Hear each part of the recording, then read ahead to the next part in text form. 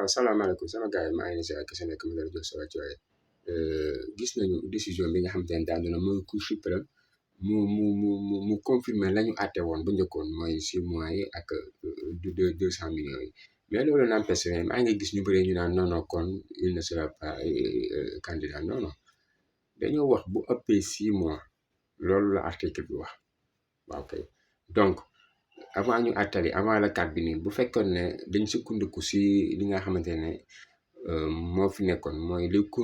cour suprême confirmé kon jarul ñu naan Ousmane Sonko candidat ñuy dem di def di parrainage wala di jéem a xeex avocat yi donc ce qui veut dire que il est toujours éligible ëppul 6 mois ba leen jaxase les choses te dina leer léegi si kanam voilà dina leer si kanam léegi. Il ne faut pas mélanger les choses Cour suprême bu confirmer loolu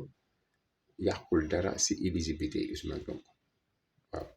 pour ngeen xamee que noonu nag waaw pour ngeen xamee que noonu moom kay li mu waroon def mooy dafa waroon a kase loolu